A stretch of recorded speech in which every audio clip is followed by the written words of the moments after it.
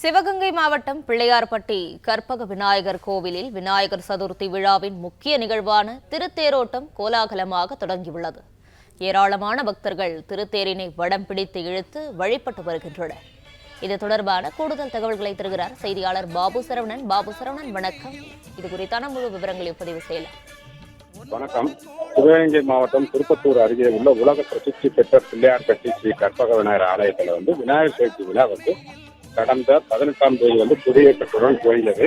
இந்த விழா இங்கு பிள்ளையார்பட்டி 10 நாட்கள் நடைபெறுவது வழக்கம். இந்த சதுர்த்தி விழாவில் உற்சவர் கற்பக விநாயகர் தினமும் ஒவ்வொரு வாகனங்களில் எழுந்தருளி பக்தர்களுக்கு அருள் வந்தார். விழாவின் முக்கிய நிகழ்வான திருத்தேரோட்டம் இங்கு நடைபெற்று வருகிறது. இன்று காலை ஸ்ரீ கற்பக விநாயகர் தனியாக ஒரு பெரிய தேரில் எழுந்தருளி பக்தர்களுக்கு அருள் வருகிறார். அதே போது புதிதாக செய்யப்பட்ட சிறிய தேரில் சண்டிகேஸ்வரர் எழுந்தருளி பக்தர்களுக்கு காட்சி அளித்து வருகிறார். இந்த தேர் திருவிழா விநாயகர் கற்பக விநாயகர் வீட்டில் இருக்கும் தேரினை அனைத்து மக்களும் இழுத்து வருகின்றனர்.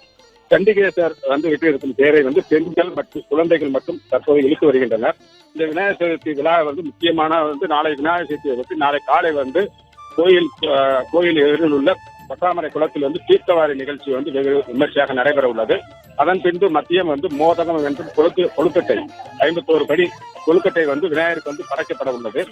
இன்று இந்த விநாயகர் சதுர்த்தி விழாவை முன்னிட்டு சிவகங்கை மாவட்டத்தில் 300க்கும் மேற்பட்ட காவல்துறையினர் பாதுகாப்பு பணியிலும் ஈடுபட்டுள்ளனர். அது மட்டுமல்லாமல் தமிழக போக்குவரத்து கழகம் சார்ந்த சிறப்பு பேருந்துகளும் பிள்ளையார்பட்டி கற்பக விநாயகர் கோயில் விநாயகர் சதுர்த்தியை முன்னிட்டு சிறப்பு பேருந்துகளும் இயக்கப்பட்டு வருகிறது.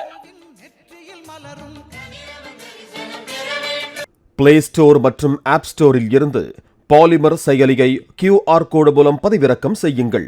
செய்திகளை உடனுக்குடன் பெறுங்கள்.